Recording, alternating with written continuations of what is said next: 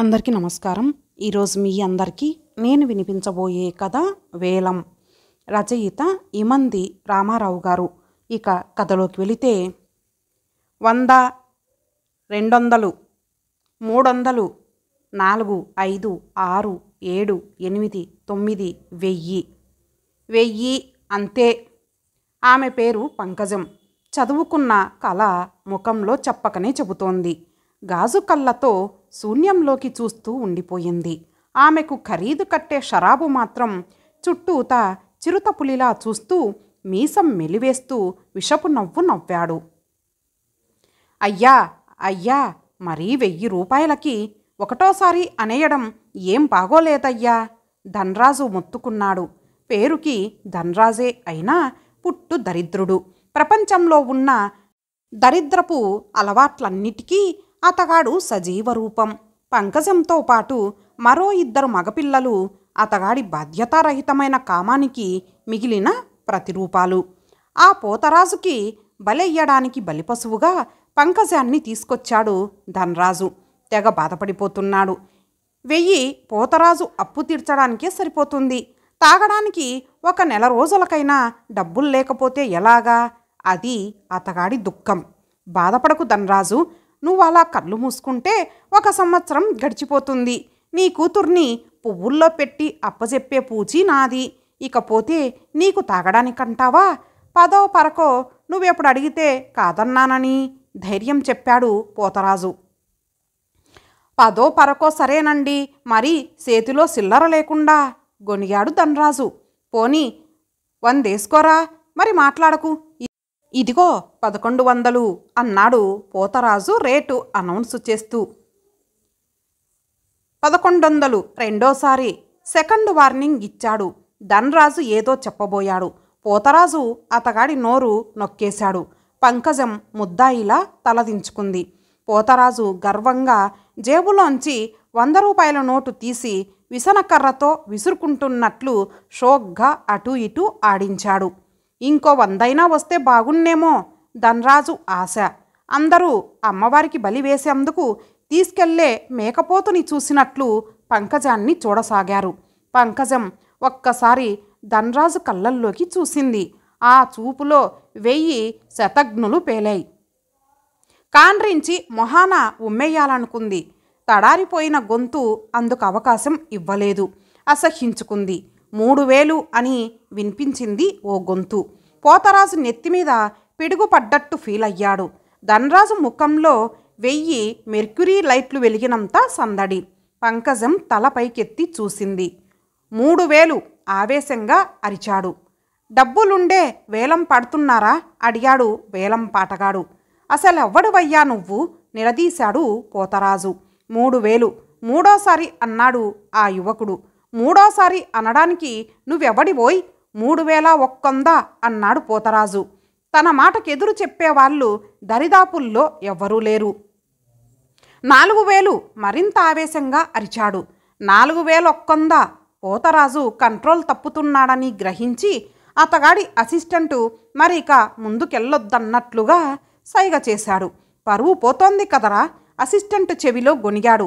పోతే పోయిందండి, 3000కి దీని తలదన్నే బొమ్మ అంగట్లో దొరుకుతుందండి. తర్వాత నా తోలు ఒలిచేస్తారు. ముందు జరగబోయేది ఊహించి చెప్పాడు అసిస్టెంటు. 5000 50 నోట్ల కట్ట బయటికి తీశాడు ఆ యువకుడు. పోతరాజుకి నమిలి మింగెయ్యాలన్నంత కసిగా ఉంది అతన్ని. ధన్రాజుకిది కళ నిజమా తెలియని స్థితి. మూడోసారి 5000 అంటూ పాట పాడే పెద్ద మనిషి 5000 అందుకొని పంకజాన్ని అతగాడి చేతిలో పెట్టాడు. డబ్బు ధన్రాజు చేతిలో పెట్టాడు. ధన్రాజు చేతిలో నుంచి పోతరాజు గద్దలా తన్నుకుపోయాడు. పంకజం ఆ యువకుణ్ణి అనుసరించింది. అర్ధరాత్రయ్యింది. ఎవరికీ నిద్ర పట్టలేదు. పంకజం తనను 5000 రూపాయలకు కొనుక్కొచ్చిన అతగాడి పేరు కిరణ్ అని, ఫ్రీలాన్స్ జర్నలిస్ట్ అని, మంచి పెయింటర్ అని, భావుకుడని అర్థమైంది. ట్యూబ్లైట్ వెలుగుతూనే ఉంది. కిరణ్ చంటిపాపలా నిద్రపోతున్నాడు. ఒంటరిగా ఒక ఆడమనిషితో కలిసి ఉంటున్నానన్న భావన ఏ కోశానా లేదు. ఏమిటి ఆలోచిస్తున్నారు? నా గురించేనా? నిన్నేం చేస్తాను అనే ప్రశ్నల వర్షం కురిపించాడు. ఎవరేం చేసినా భయపడను అంది తెగింపుగా. ఎందుకని? చావుకు సిద్ధపడిన దాన్ని, చచ్చి బతుకుతున్నదాన్ని. మీకు మంచి రోజులు రావచ్చుగా. వస్తే గిస్తే అవి ఎండమావులే అంది జీవం లేని నవ్వు నవ్వి. కాసేపు మౌనంగా ఉండిపోయారిద్దరూ. మీరు నన్నేం చేయదలుచుకున్నారో చెప్పండి, సంతోషిస్తాను, పెళ్లి చేసుకుంటాను, నిన్ను పవిత్రంగా చూసుకుంటాను అని మాత్రం చెప్పకండి. ఆ మాటల మీద నమ్మకం లేదా? ఆ మాటలకు అర్థం లేదు. మీరు బాగా చదువుకున్నారా? ప్రపంచాన్ని, ముఖ్యంగా మగవారి మనస్తత్వాన్ని. అన్నీ ఒకేలా ఉండవు. అలాగని నేను చెప్పలేదే. You are so sweet. దగ్గరకొచ్చి వంగి నుదురు మీద ముద్దు పెట్టుకున్నాడు. పెదవులు అందుకుంటాడన్న వ్యక్తి నుదురు మీద ముద్దు పెట్టుకునేసరికి కంగుతింది. అర్ధరాత్రి ఆడపిల్ల, అందులోనూ నాలాంటి అందమైన ఆరితేరిన పిల్ల దొరికితే ఇలా తటపటాయిస్తున్నాడంటే ఇతగాడేమైనా అనుమానం మళ్ళింది. కావాలనే గట్టిగా కౌగిలించుకుంది. షాక్ తింది. పరిపూర్ణమైన మగాడు. అలాగే గట్టిగా హత్తుకుంటూ పడుకుంది. ఉదయం పేపర్లో హెడ్లైన్స్లో వార్త వచ్చింది. వేశ్యలకు పునరావాసం కల్పించాం. అది ప్రభుత్వం బాధ్యత. అమ్ముడుపోతున్న ఆంధ్రుల ఆడపడుచు పతాక శీర్షికల్లో కిరణ్ రాసిన వార్త సంచలనం సృష్టించుకుంది. ఆ వార్తల ఆధారంగా ప్రతిపక్షాలు దుమ్మెత్తిపోశాయి. పాలకవర్గం తలెత్తుకోలేని స్థితి. కిరణ్ని పత్రికా యాజమాన్యం, ఎడిటోరియల్ స్టాఫ్ మాత్రమే కాకుండా సమకాలీన పాత్రికేయులందరూ ఆకాశానికి ఎత్తేశారు. చెప్పద్దు, కిరణ్కిది అనూహ్యమైన థ్రిల్గా అనిపించింది. ప్రొప్రైటర్ రివార్డు కూడా ఇచ్చాడు. ఆనందంతో తబ్బిబ్బైపోతూ ఇంటికొచ్చాడు. గదంతా మోడరేట్గా అలంకరించబడి ఉంది. వివిధ మ్యాగజైన్స్లో వచ్చిన కలర్ ఫోటోల్ని గోడకి సెల్లో టేప్తో అంటించింది. ముఖ్యంగా తను ఎగ్జైట్ అయ్యింది. వీరేశలింగం, మదర్ తెరీసా, వివేకానంద ఛాయాచిత్రాల్ని లామినేట్ చేసి టేబుల్ మీద ఉంచింది. అది చూసి బ్యూటిఫుల్, ఎక్సలెంట్, పంకజం నిన్ను ఇలా చూస్తుంటే ఏమనిపిస్తోందో తెలుసా? అమాంతంగా ఎత్తుకొని గిరగిరా తిప్పి ముద్దు పెట్టుకోవాలని మాత్రం అనిపించడం లేదు. అరే, నీకు జోస్యం చెప్పడం కూడా తెలుసా? జాతకాలు చెప్పడం తెలుసు అంది నవ్వు ఆపుకుంటూ. బయటికెళ్ళి భోంచేద్దాం రా అన్నాడు ముఖం అద్దంలో చూసుకొని తల దువ్వుకుంటూ. వంట రెడీ సార్, మీరు కూర్చుంటే వడ్డించేస్తా. అరే, నీకెందుకు వంట పెంట ఇదంతా? 5,000 ఇచ్చి కొనుక్కున్నందుకు ఆ మాత్రమైనా ఉపయోగపడాలి కదా. ఆ మాట విన్న కిరణ్ షాక్ తిన్నాడు. తనకు కావలసింది అదే. అలా సూటిగా గుండె గొంతుతో మాట్లాడాలి. అన్నీ ఆత్మీయతగా నమ్ముతాడు. భోజనం వడ్డించింది. అన్నీ తనకిష్టమైన వంటకాలే. తృప్తిగా తిన్నారు. ఏంటయ్యా కిరణు, నువ్వేదో పెద్ద సంఘ సంస్కర్తలాగా ఎవరో చెడిపోయిన పిల్లని తీసుకొచ్చావట. ఇది సంసారులుండే కొంప. వెంటనే ఆ అమ్మాయిని పంపించేయి. పంపించకపోతే? చిరాగ్గా అడిగాడు. నిన్ను పంపించాల్సి ఉంటుంది. సరే, నెలాఖరికి ఖాళీ చేస్తాలేండి, మీరెళ్ళండి. ఇది నా ఇల్లు. నన్ను వెళ్ళమని చెప్పడానికి నువ్వెవరివయ్యా? దబాయించాడు. అయితే ఏం చేయమంటారు? నువ్వేం చేస్తావో నాకు తెలీదు. ఇదిగో నువ్విచ్చిన 2,000 రూపాయల అడ్వాన్సు. ఇవాళ 10వ తారీఖు. ఈ 10 రోజులకి అద్దె కట్టనవసరం లేదు. నువ్వు తక్షణం వెళ్ళిపోతే అదే 10,000. 2 చేతులు జోడించి దండం పెట్టాడు ఇంటి ఓనరు. అసలేం జరిగిందండి? ఎందుకిలా అయిపోతున్నారు? అయ్యా మహానుభావా, నువ్వు ఉదయం డ్యూటీకి వెళ్ళగానే పోలీసులొచ్చారు. సివియర్గా వార్నింగ్ ఇచ్చి మరీ వెళ్ళారు. తర్వాత పేర్లెందుకు గాని పాలకవర్గంలో అతి ప్రధానమైన రాజకీయ నాయకుల పిఏలు వచ్చారు. నీ గురించి ఇరుగు పొరుగు వారందర్నీ కింద మీద పెట్టి కావలసిన సమాచారం రాబట్టారు. ఆఖరికి నువ్వు ప్రేమించిన అమ్మాయి ఆత్మహత్యతో సైతం. కరెంట్ షాక్ తగిలినట్లు ఫీల్ అయ్యాడు కిరణ్. పద్మ చావుకి నాకు సంబంధం ఏమిటి? అప్రయత్నంగా అడిగాడు. నిన్ను ప్రేమించింది కదా, ఉరిపోసుకుంది కదా. వాళ్ళ నాన్నగారు ఒప్పుకుంటే మా పెళ్ళి జరిగుండేది కదా. ఏమో, అది ఆత్మహత్యో హత్యో అన్న అనుమానం పద్మ నాన్నగారు స్పష్టం చేశారు. నీ మీదకి చాలా కేసులు రానున్నాయి. అయినా లోకంలో అవినీతి, అధర్మం, అన్యాయాలు గాలిలో కలిసిపోయి సంచరిస్తున్నాయి. వాటిని ఆపడానికి నువ్వెవడివోయ్?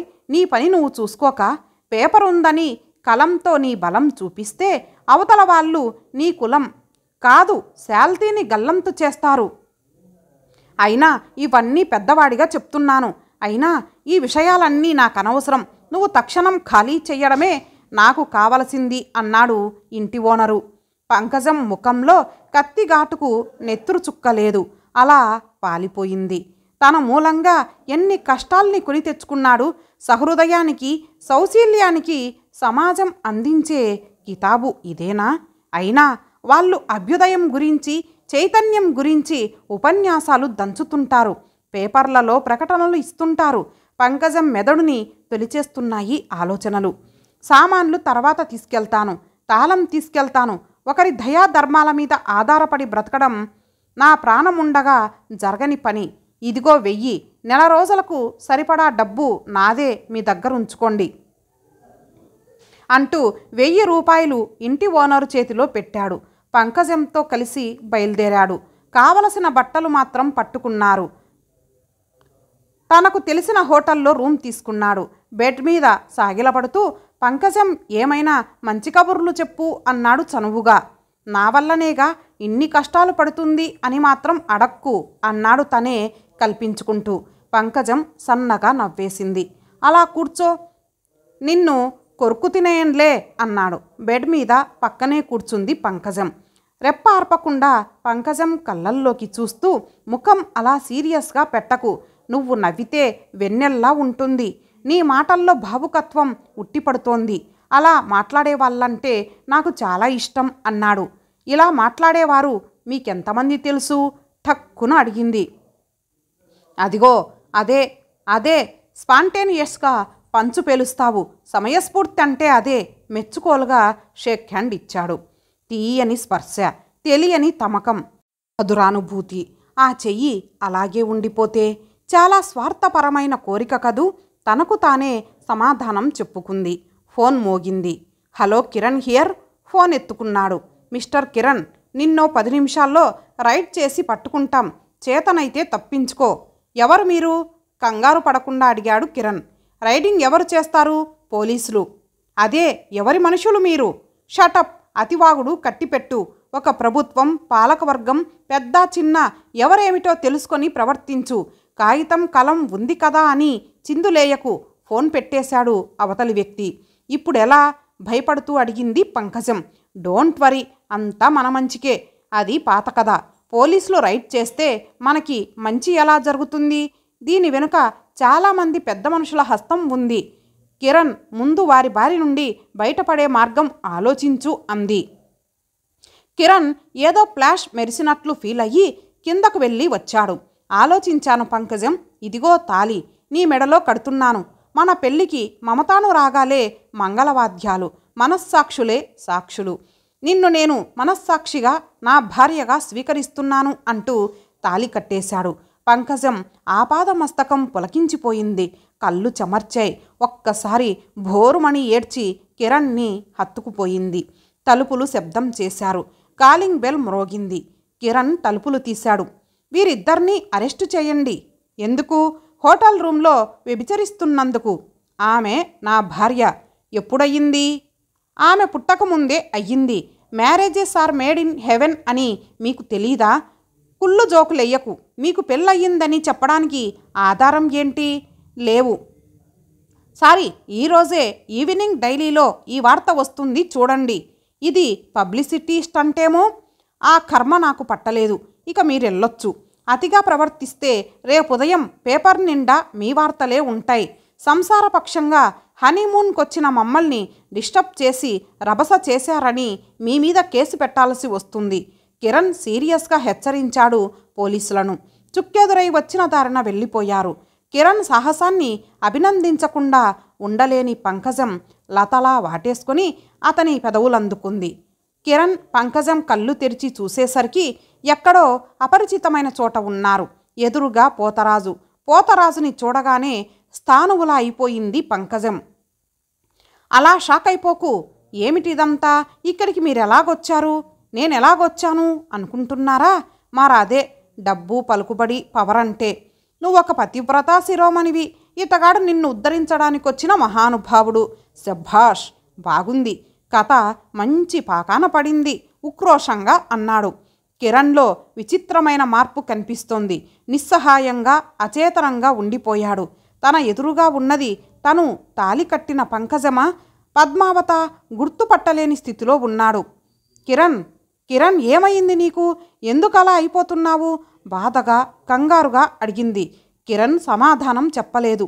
పోతరాజు మాత్రం ఆగకుండా నవ్వుతూనే ఉన్నాడు. ఎందుకు పిచ్చెక్కినట్టు నవ్వుతున్నావు?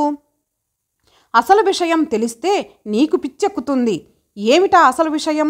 కిరణ్కి స్పృహ రాదు. ప్రస్తుతం కోమా స్టేజ్లో ఉన్నాడు. నీ కళ్ళ ముందరే చిత్రహింస చేయడం, అది నువ్వు చూసి తల బాదుకోవడం చాలా బాగుంటుంది కదూ. కత్తితో చేతి మీద ఘాటు పెట్టాడు. ఫస్ మంటూ రక్తం చిమ్మింది.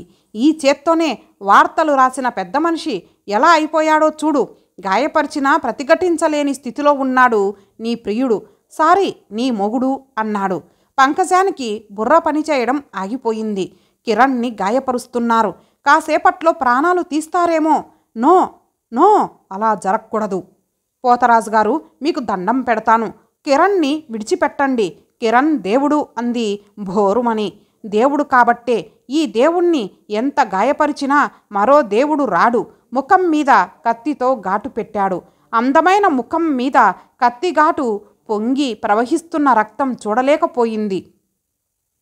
కిరణ్ మీద పడిపోయింది. వద్దు, ఇక కిరణ్ని గాయపరచొద్దు.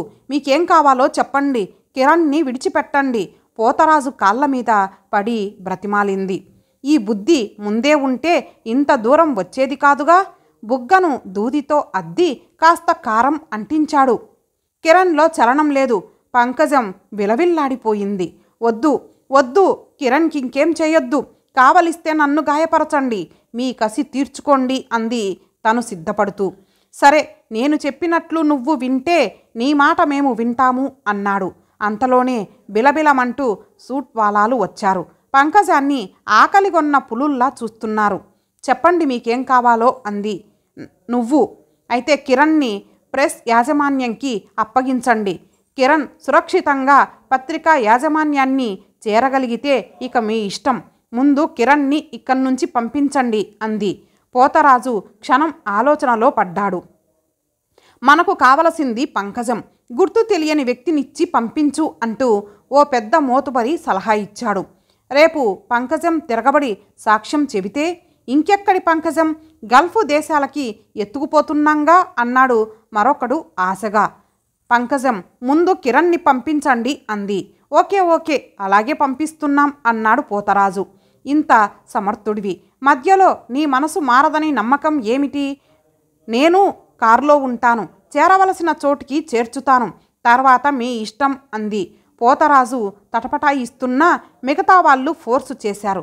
పంకజం కిరణ్ని తను పనిచేస్తున్న పత్రికా ఆఫీస్కి చేర్చింది. ఓ ఉత్తరం కిరణ్ జేబులో పెట్టింది. పంకజం తిరిగి రాగానే అందరూ మూకుమ్మడిగా మీద పడబోయారు. ఆగండాగండి, ఇప్పుడు పంకజం సామాన్యురాలు కాదు. అడ్రస్ లేని రోజుల్లోనే ఆమె రేటు 5,000. ఇప్పుడు వార్తల్లోకెక్కిన వ్యక్తి. డిమాండ్ చాలా ఉంది. మీరు కాకపోతే మరొకరు. వేలం వేస్తాను, పాడుకోండి. ముందుగా న్యాయబద్ధమైన పాట 50,000 అన్నాడు. 60, 70, 1,00,000 అన్నాడు ఓ ఆసామి. పోతరాజు 1,00,000 ఒకటోసారి అన్నాడు. మరొకడు 2,00,000 అన్నాడు. 2,00,000 రెండోసారి అన్నాడు.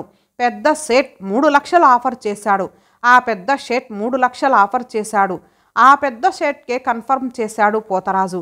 3,00,000 క్యాష్ తీసుకొని పంకజాన్ని అప్పగించాడు. చీఫ్ మినిస్టర్ ప్రోగ్రాంకి అటెండ్ అవ్వడానికి వెళ్ళిపోయాడు పోతరాజు. పంకజం ఫ్లైట్లో గల్ఫ్ దేశాలకు ఎగిరిపోయింది. కిరణ్ కళ్ళు తెరిచి చూసేసరికి గాయపడిన తన పాకెట్లో లెటర్ ఉంది. జన్మ జన్మలకు నీదాన్ని కావాలన్న ఆశతో శ్వాసతో నీ పంకజం అని ఉంది. గల్ఫ్ దేశంలో పంకజం అడుగుపెట్టింది. పెద్ద షేట్ తన గెస్ట్ హౌస్లో ఫ్రెండ్స్ని పార్టీకి పిలిచాడు. This is miss Pankajam, very popular figure, take her for 1 year. వేలంపాట 5,00,000 అన్నాడు హుందాగా. వేలంపాట సాగుతోంది అలాగే. ఇంతటితో ఈ కథ సమాప్తం. మరలా మరొక మంచి కథతో కలుద్దాం. అంతవరకు సెలవు. నమస్తే.